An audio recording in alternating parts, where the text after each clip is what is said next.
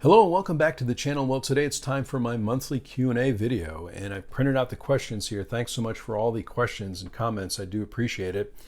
So let's get right to it. The first question is from Walter. Two-part question here. Do you think that we will ever see those kind of numbers of movies in brick and mortar stores again? That's the first question. And the second question is, what is your favorite boutique label and why?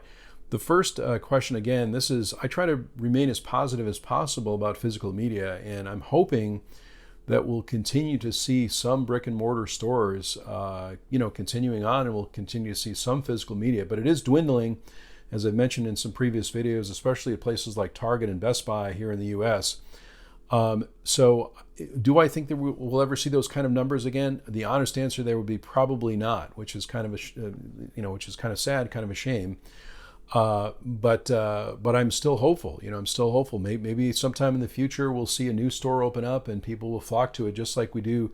The record stores. There's a record store here pretty close to me that does really well. It seems like lots of people in and out of the record store there. And I remember going to the record store when I was much younger too, and really enjoying it. And I go back there today too, and really look at all the selection. So I'm hoping that at some point maybe there'll be a boutique store that will open up for videos and physical media of some kind. So we'll see what happens there. What is your favorite boutique label and why? And I have to say Criterion there. And I think Criterion because it was the first boutique label that I bought from and the first label that I was most impressed by, especially extra features and movies where you could get, just extra things, interviews, trailers, things like that. Now, I'm sure there were other companies that distributed those, but those are the first that I was most impressed with, and also the label that carried a lot of the movies that I really enjoy, and so that's the one I remember, and so I have a fondness for it. Of course, as you can see from my collection here too, I collect lots of different labels: Warner Archive, Indicator, and so many others, and so I like to support physical media where I can, but I have to say Criterion is absolutely my favorite still after all this time. Great question. Thanks for that one. The next one comes from Anthony. If I may ask a question, it would be if you are optimistic or pessimistic about the future of physical media, and please explain your basic reasoning behind your answer. I'm always optimistic. I always try to stay optimistic because I still see great labels like Warner Archive, as an example, releasing movies every single month that you can get on Amazon. Now, they used to have a storefront I think over a year ago now, and they moved everything to Amazon, which is fine. They used to have great sales and things like that. But I'm always seeing companies that are releasing movies on physical media and people buy them, and so including myself. And so I really try to stay as optimistic as I can. I'm not really, try not to be, pessimistic about that. But I do realize that, there's so many streaming services out there, so many options for people to watch things. And I have a lot of those streaming services as well. Some of the ones I have are also just to preview movies and films, TV shows that I want on physical media. But again, I'm continuing to remain optimistic. I feel like there's lots of folks still buying DVDs. Maybe they can't find them in the traditional places anymore, like the Target or Walmart or Best Buy or things like that, but you can certainly find them online. And I'm trying to collect as much as I can because I love movies and I love supporting the arts. And so for as long as I can, I'm going to continue to get a movie so I have the choices to, pick from my shelves here versus trying to find out if a movie is streaming anywhere, whether I can see it or not, or whether I may have to buy a digital copy of it to see the movie. So, and even if I do that, I will not be able to get many of the extra features that I can get on these, Blu-rays and DVDs and 4Ks. So, great question. Again, my general opinion is very optimistic, still with all the streaming services that are out there. Okay, the next one is from Dan. You told us about underrated directors. How about some underrated actors, either currently working or from the past? Now, I wanted to talk a little bit about what's underrated, what's overrated, and I'm not really sure. That's not something that necessarily resonates with me because I don't think when I watch a movie, is this person underrated or overrated? And so I'm assuming if someone's underrated, maybe they're not talked about a lot, or if a movie or an artist is overrated, maybe it's talked about too much. So I'm trying to do my best here in interpreting what that means. But to me, when I watch a movie, I'm really watching it for a number of different reasons, mostly my mood and my interests. And so I'm not necessarily looking to see, is this actress underrated? Is this actor overrated? Whatever the case may be. But I did pick one here who I think maybe, I was just watching a movie with this actor in the movie the other day, and I have to say, I think that maybe an actor like Greg Kinnear, as an example, is maybe a little bit underrated. Maybe he's not talked about enough, but I just love, this is one of my favorite movies, Little Miss Sunshine, and I think he's phenomenal in it. He's really great, has a great performance. Now, Greg Kinnear, to my knowledge anyway, started on television, and then he has an acting career. Now he was in a movie called As Good as It Gets with Jack Nicholson. I thought he was great in that. I didn't actually pull that one, but he also gives a great performance in this movie, You've Got Mail, which I just recently watched, and I thought it was really good. And there's the back of that one. These are Blu-rays also. And one of the other ones that I don't think even is talked about a lot is this movie Autofocus, which I think is also a really great movie. This is about he plays actor Bob Crane from Hogan's Heroes, and Bob Crane had a very interesting, crazy kind of history, but he does a great job in this one. And this is a DVD, and it's got a lot of extra features on it also. But I think that's just one example of an actor that maybe is a little bit underrated, or at least one that came to mind when you asked that question. So again, maybe clarify also in the comments, or maybe ask another question related to that, and I'm happy to get into some more details. But in general, it's hard for me to pick an actor that's underrated. Maybe they're talked about a lot, maybe in the past, but today they're not talked about that much. Those types of things. So, great question. One that I thought about a lot, and maybe a little bit more complicated. The next question comes from Chris, and my question for next month is, given that the 1930s and 1970s are so esteemed by film lovers, is there any other decade that stands out to you, and if so, why? And I have to say, my first thought here was the 60s. I think, I'm going to show a few films from the 60s. There were so many great movies from the 60s, but the 60s, I think, probably for me anyway, have the most interest. And of course, I could pick any decade and find some great films in it. But I wanted to just show a couple of them. And one of them, of course, Alfred Hitchcock, still at his height, at his peak maybe, in the 60s. This is from 1960. Psycho is from 1960. But what a brilliant movie this is. And this version that I have here has Psycho uncut, and then the original version of the movie.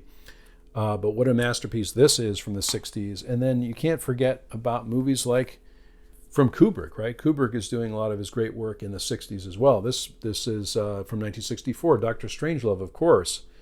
And this is the Criterion release of that movie, 1964. And I just pulled another one too as I was looking through my list, and this is Fellini's 8.5. What a brilliant film this is. So lots of great movies from the 60s. Again, I don't have time in this video to name all the movies that I could pick from the 60s that are great, but if you have a favorite 60s movie, let me know in the comments below. I'm sure I have many of them. I don't have all of them, but I'm sure I have many of them. But what a great decade for film that was. And that's not to say that other decades are not good either. That's the thing, I think, with a lot of these choices, a lot of these questions. There's so many great things to say about each decade of movie making, including the current ones. There's lots of great films that are coming out as well. So, but that's just one that came to mind, and it's a decade that I happen to like a lot because I grew up in the 60s and the 70s, and so those are the movies that I tend to bond with a little bit more than others. But great question. The next one comes from Lauren for next month. What actor, actress, or both do you have the most films of? If possible, could you show or name some of those films? I'm going to say that I've got a few here that I like, and you might... I'm a big fan of Al Pacino, so I have a lot of movies from Al Pacino. I forgot to pull actually Glenn Ross, which is one of my favorite Al Pacino movies also. He has a great part in that one. But of course, you can't forget Serpico, one of my favorite performances from Al Pacino. But there's so many of them, and even up to the current day, HBO specials, HBO movies, and a lot of his characterizations. But these are some of the famous ones, perhaps. And of course, The Godfather, right, which is an amazing movie that lots of people talk about. But I think probably it's over in this section, so you can't really see it that well, but I have a lot of Al Pacino films, and I collect as many as I can, and even some that are maybe lesser known, like a movie called Author, which is a comedy, and Justice for All. I have, so I have a lot of those. So that's an example of an actor that I have a lot of movies on, but a lot of movies from. And I think he's brilliant. I think he's brilliant, and I love watching him work. Marlon Brando would, fit in that category. Also, probably Robert De Niro too. And I didn't, pull a lot of those movies. When I think about actresses, there's so many actresses that I like, but I may not have a lot of movies from them. But one of the ones I thought about is Michelle Williams, and she is in this version of or this movie called Wendy and Lucy from Kelly Reichardt. Really like this movie. I really love this movie. It's a collaboration that she's had with Kelly Reichardt as a director, and so she's done a number of different films, including Certain Women, which is there's a Criterion release for that. But I just love Michelle Williams, and I think she's brilliant in this role as well as many others. Meek's Cutoff is another one that I think she does great in, and it's really a collaboration. So if she's in a movie, and I think she's in perhaps the latest, you can correct me in the comments too here, the latest Kelly Reichardt film, which I have not seen, but it's a long-time collaboration and something that I look forward to those movies coming out, and I think she's brilliant in that, in those. The other one that I picked was Greta Gerwig, who is in this movie Frances Ha, which is one of my favorites. This is the Criterion release of Frances Ha, and this is spy number 681 from the Criterion collection, and there's the back of that one. Again, this is a Blu-ray of the film directed by Noah Baumbach, and I think she's brilliant. And again, she has a great career, and she's a director as well. And so I think she's an amazing artist. And I also happen to be watching this movie last night a little bit. Anyway, I've already seen this movie, but I think she's great in this one. Greenberg with Ben Stiller. This is another Noah Baumbach movie. But I just love this movie as well. This movie's a little bit dark, but I feel like I really enjoy her performance in this one. This is just one example. There's so many great artists, so many great actresses and actors out there, but these are some that just kind of came to mind that if someone said Michelle Williams is in a film, I would probably run out to see the movie or try to get a physical media copy of the movie if possible. And the same for Greta Gerwig as well. I'm sure there's others. One of the ones I guess I didn't mention, which is part of the 60s, is Audrey Hepburn. And I've become a new fan of Audrey Hepburn, I think, because over the last year I've seen a few of her movies, and Breakfast at Tiffany's, of course, from, I want to say this is also 1960, this is in the 60s as well, 1961 for Breakfast at Tiffany's, but also another great movie made during that time period, and I'm a big fan of Audrey Hepburn now. So many examples of some of the favorites that I have, but certainly let me know in the comments below if you have a favorite actor or actress that maybe I need to check out, and I would love to explore those movies and really look into those performances. But that's a great question. It really kind of took me a long time to think about the answers to those. So great question. From Teresa, what are some movies that you think are overrated, underrated? Again, this is an overrated, underrated question, and I'm not sure I'm going to necessarily be able to answer correctly here, but I'll do my best. And for me, movies are not necessarily overrated or underrated necessarily, because it all depends on what mood I'm in, or if I'm interested in watching a 70s movie, I'm not thinking about, is this movie underrated or overrated? So I don't usually rank things in that way, but I did think of a couple of them. And one movie I'm going to say, and this might be a little controversial, but I feel like this movie was a little overrated, but maybe this is more of a possibility. Maybe I was not in the mood for it, but I did pick up a copy of it. I heard it was brilliant. It might come up. It might win an Oscar. I really don't know. But this is Everything Everywhere All at Once. Now I'm sure this movie, everybody loves this movie, it seems like, but for me, I felt like it was a little overrated. This is just my opinion again.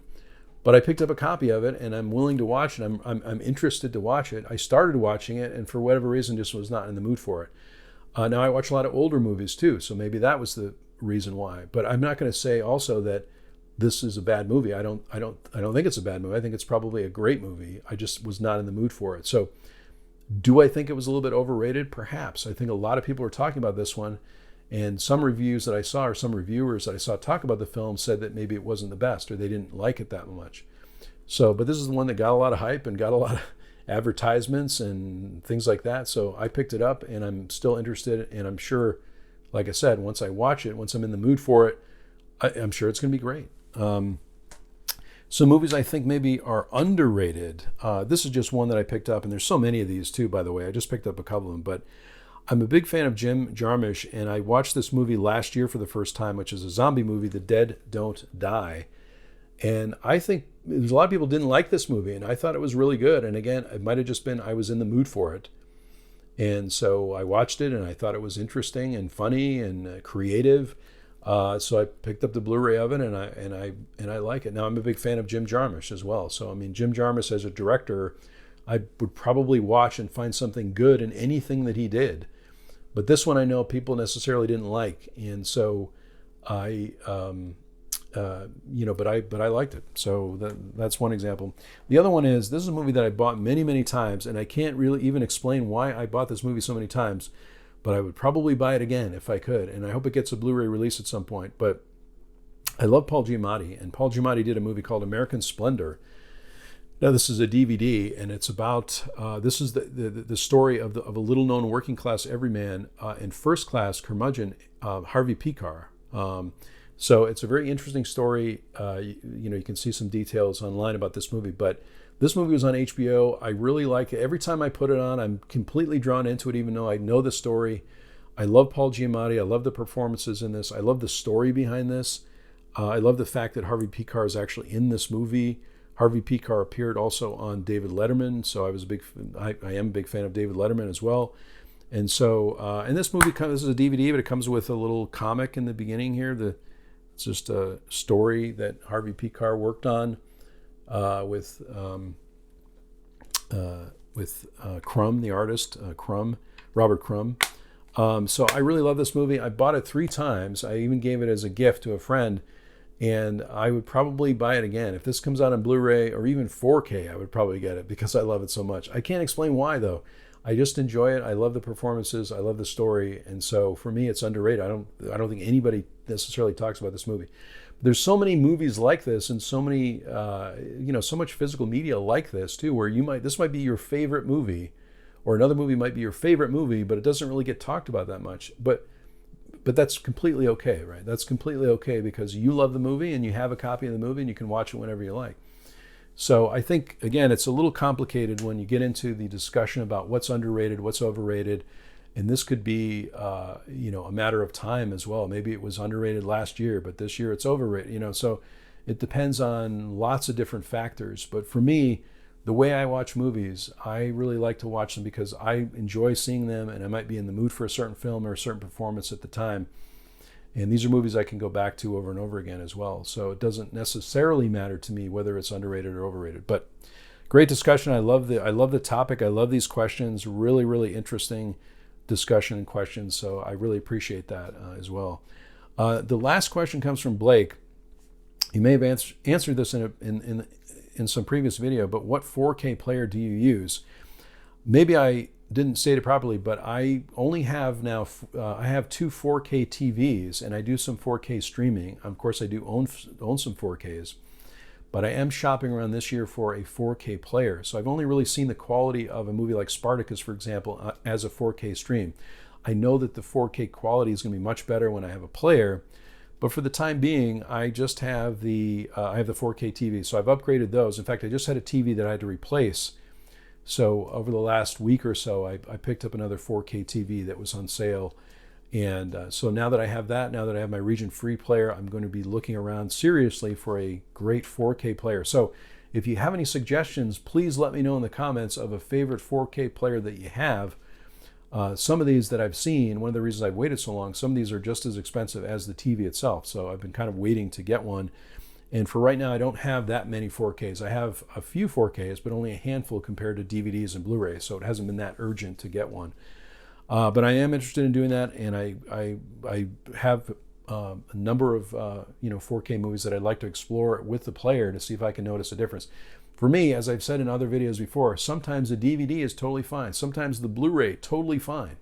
I'm really interested in the movie and the content more than anything else. But I know I'm going to be stunned and surprised when I see the 4K quality, and I'm sure I'll be waiting for 8K or whatever comes next. Thanks so much for watching this video today. I really enjoy these Q&A videos, so if you'd like to leave a question for next month, which will be December, leave a question down below and I'll compile those and print them out like I've done here today, and be happy to answer those. And I really do appreciate all the support on this channel, and all the questions and comments mean so much to me, so thanks so much. If you haven't subscribed to my channel and this is your first video, please do subscribe. That would be great. I would really appreciate that. I sincerely hope that everyone is safe and well, and I'll talk to you soon.